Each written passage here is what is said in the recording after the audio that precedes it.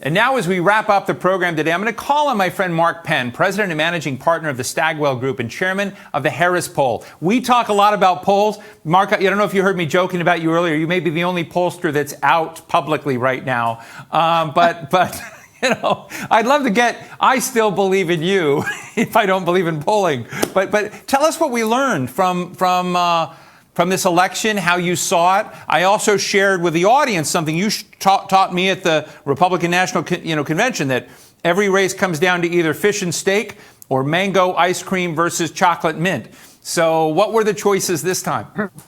Well, first, I'm out as a pollster because, as you know, the Hill-Harris poll was the most accurate poll. We had a 4-point differential at the end in our last poll. Yeah. We had it closing. We didn't have any of these crazy 15, 17-point polls. Even in the combination of the Harvard-Harris, we were at 2, we went to 8, and then we went down to 4 here at the end. So yeah. I feel good that we kept our finger really on the pulse, and we try to, in these polls, to really look at things from all sides, because I do think that it's very easy to kind of get enamored with one side of the argument or the other, and forget there are two sides spending billions of dollars to get their arguments, across to the American people. So, well, and not to interrupt, just Mark, I just want to tell people, because I sit in on your classified, weekly sharing of these things until they publicly come out, and you did have Donald Trump swinging back in some of these key areas, and the Republicans swinging back in ways I hadn't seen in other polls. So I just want to punctuate the point that I saw that before that election was held because of you.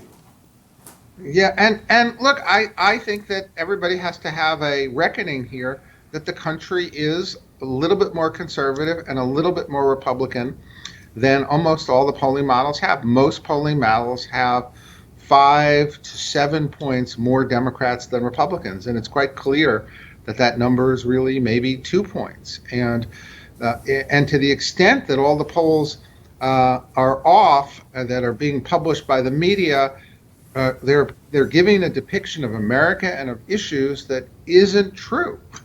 And so it's not false, but it is shaded in a few points in the direction from what we know, to be the reality. Even in it really is remarkable the level of turnout that we had in this election, and I do attribute the level of turnout to the addition of social media as really an incredible motivating force for people to come out. Now, they came out on both sides. At the end of the day, to have this race of 160 million votes decided by 250,000 votes one way or another means either campaign could have won. Only one campaign did win, but either could have won, and that means they look at what they did and said, it could have made a difference in both sides here. There were 3 things, if I were to step back from the piles of data that you would share with us that we're lucky enough to talk to you, that one, Lysol Day, that day when Donald Trump talked about disinfectants, also the day that it was announced that he had COVID, the president had contracted COVID, were 2 key inflection points in the race. But the other bit of it was, and I just saw it because when the CNN exit polls came out, they said the number one thing on the mind of Americans wasn't COVID, it was the economy. And you kept seeing that and saying that through all of our meetings these many months, is the economy's on people's minds, the economy's on people's minds. So if I suppose if the Democrats, if Biden, if others he did win, but let's just make that clear, he won. But if he had come out and talked a lot more about those economic conditions, might there have been a more robust performance by the Democrats as opposed to leaving things in the COVID land? I'm interested in the tension between those. Well, I think that the Biden strategy was to make the election about character. And in every poll, there would be a 30-point gap or a significant gap because people didn't like Donald Trump's character. Now, what it really turns out is that the voters actually didn't like Donald Trump's character either, but they really vote mostly on the issues. And the economy and the virus were the number 1 and 2 issues, and healthcare probably number 3. And the Democrats, and I think, do incredibly well on healthcare. I think Donald Trump, the day that he gave that Clorox Lysol thing, basically lost the presidency on that day, because that was the day he went over his skis, and he went from a 51% approval of the way he was handling the virus to a 41% approval, and that is what then made this an issue that he was losing. He never rose to the occasion of bringing both parties together. He never ran it that way. He made a major mistake in the way he ran that. If there is another crisis, I think you take a look at how George Bush dealt with 9/11, and you'd say he had an incredible moment of bringing the country together for a long period of time. Maybe that didn't last, but at the moment, he really did. And I think Trump made a lot of mistakes in governing and style there. And the Biden campaign, well, they'd have to go back and say, if we push issues a little bit harder, maybe we should have done that, because just the character issue alone was something everybody kind of knew already. Interesting. So I'm going to try to figure out how to frame this without getting in too much trouble, but we're near the end of the program, so what the heck.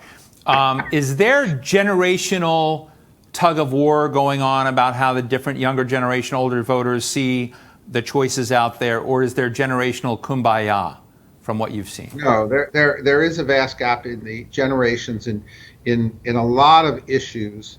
One of the most interesting stats I've seen so far is the number of or the percentage of older voters, particularly those over 65, went up really significantly, like 3, 4, 5 points.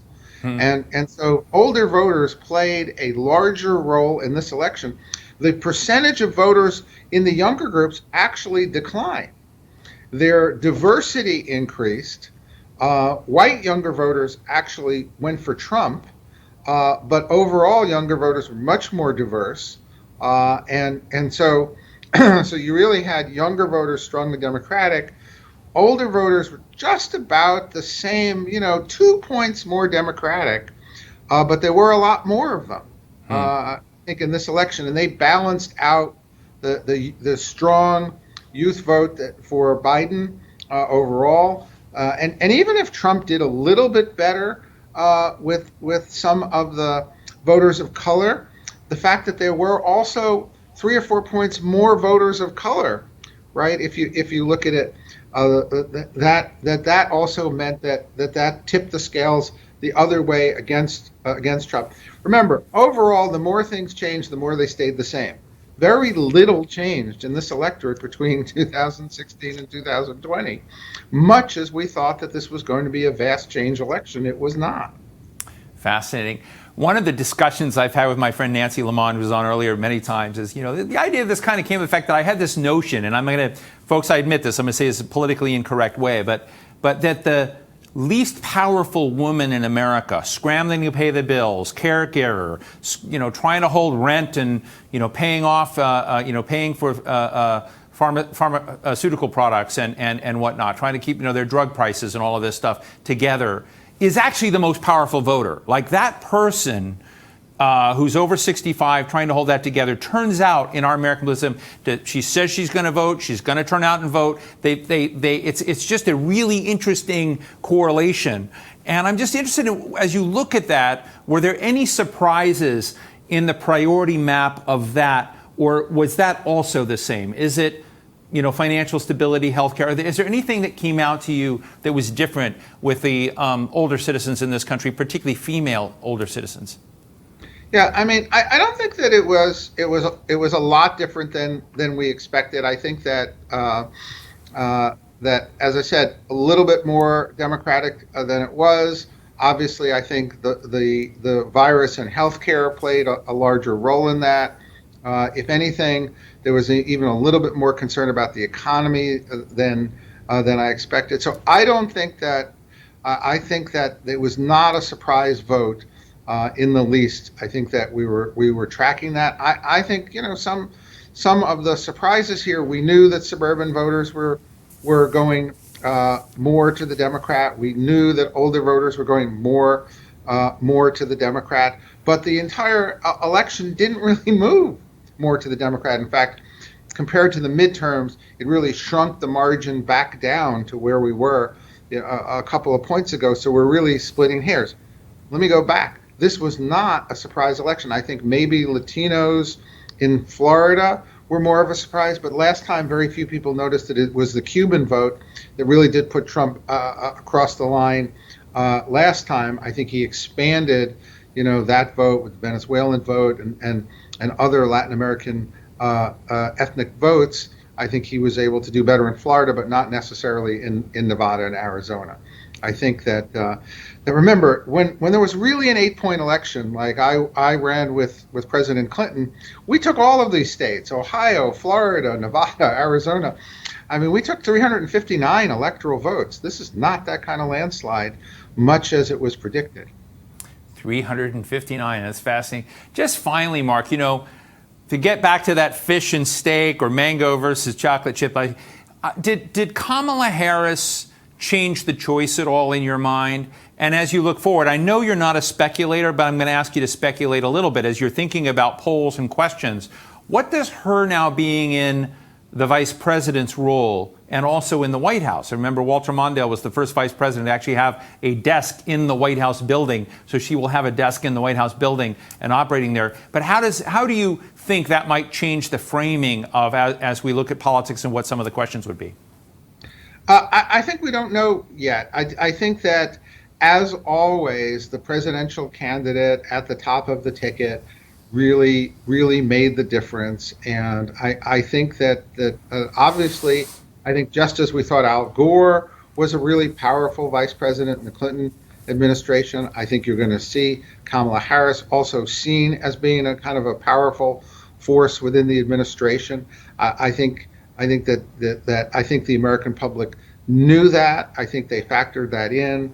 I think the difference is we don't know which way the Senate is going to come out, but the House difference here is very small. We are a little bit more one country divided by two parties. It is the parties that are serving to divide a public that could easily find compromises on taxes and budget, compromises on immigration, compromises on what to do about climate change without completely eliminating industries. The public actually is in the center, and the parties are on the right and the left. And to go back to my analogy, yes, they would be choosing different flavors of ice cream if they were available. They're just not available. Mark, just real quickly, when is the next iteration of the Harris poll coming out, like publicly, so that people can see it? The end of next week. We are going to go into the field starting Sunday, and see what people think of this election now that it's over. Well, maybe we're going to have to do a little quick replay just of this to come back. Mark Penn of the Stagwell Group, and also chairman of the Harris poll, good friend of the Hill, and also good friend of mine. Thank you so much, Mark, for joining us today and sharing your thoughts. Thank you. That brings us to the end of our program today. A big thank you to AARP for their support and to all of you attendees for joining us for this discussion. For those of you who've missed any of the conversations this afternoon, we're going to have a video up from the entire event up on our website shortly. We'll wrap up this event series on December 15th, so do join us then. I'm Steve Clemens. Be well.